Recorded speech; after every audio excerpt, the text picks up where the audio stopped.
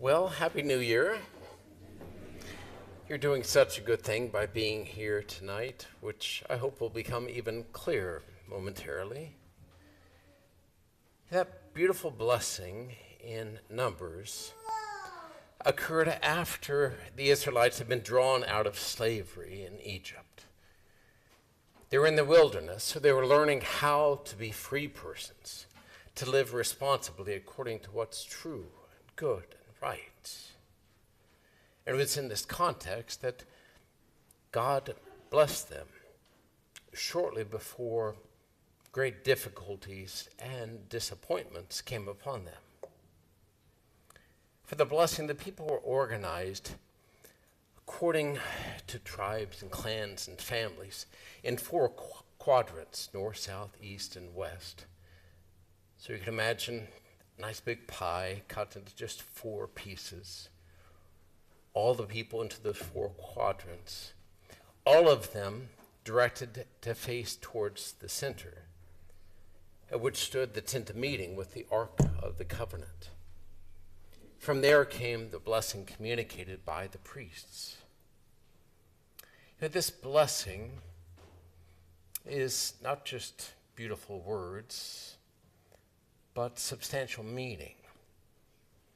It's so meaningful that it is continued to be repeated to this day by Jews on important occasions, like at weddings, or by parents who bless their children before they put them to bed before the Sabbath. Here's one helpful Jewish interpretation of this blessing. They're more than just nice words. In the books of Moses, blessing always means material blessings. The world God created was good, and the material goods of the earth, well, they're meant to enhance the lives of mankind. But we can become preoccupied with material goods when there's an abundance. It's like what often happens when things go well. What do we end up doing? Well, we don't pray so much. We forget about God. We begin to take things for granted when things go well. So when the Lord said to Moses, "Say to them, the Lord bless you and keep or protect you," he's saying, may you be provided with the material blessings that you need and protected against them becoming not a blessing, but a curse for you. For the Lord to let his face shine upon you and be gracious to you means that we're asking for our face, our life, to reflect God to the people we meet. We're asking specifically to reflect his graciousness, which means seeing the best in everyone that we meet and seeking the best for them through gentleness and generosity. And asking the Lord to look upon us kindly and give us peace means something like being at peace with ourselves because we're valued by God. It's kind of like when you met someone in the past, didn't know if it really made an impression on them. And then, well, lo and behold, they noticed you in a crowd. They remember you. They seek you out. It stirs confidence and assurance in you.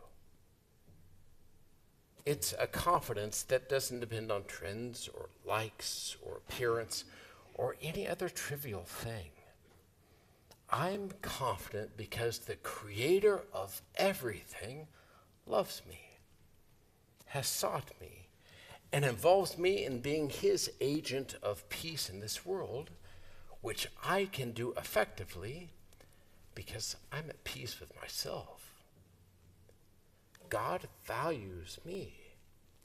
He values others too, and often the sense of value reaches them through our looking kindly upon them, seeking them out, loving them.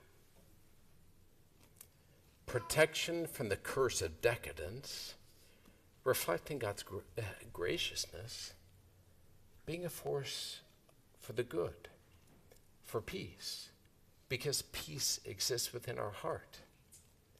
And that's a pretty decent blessing and a pretty good way to approach the new year. Now, it takes little effort to see the parallel between our first reading and our gospel, to see the foreshadowing in the ancient gathering around the Holy of Holies and the Ark of the Covenant with the gathering in the gospel around Jesus and Mary, the ark from which he came. God became a human being. Jesus is the human face of God, as Pope Benedict liked to say, looking at us, letting his graciousness shine upon us. It takes little effort to see how Mary gathers us around her son tonight. As with her yes to the angel, she gathered the shepherds around her son back then. In doing so, she helps us to organize our life according to the highest good and source of all blessings. So maybe a takeaway for this new year might be to assess where you're preoccupied with material things. Where are they beginning to metastasize into a curse? Where are your expenditures of convenience or entertainment out of proportion with your charitable giving?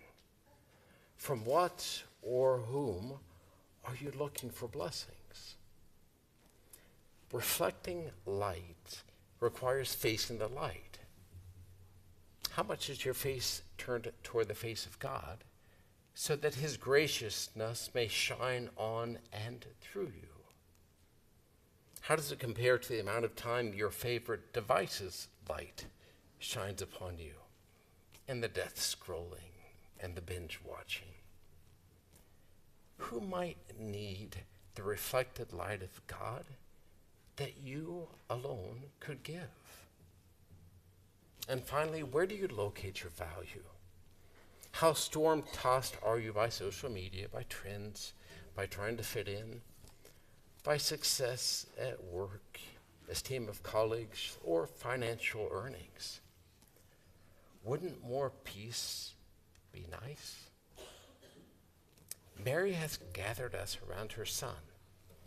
May she help us to organize our life around him so that we can receive the good things he alone can give.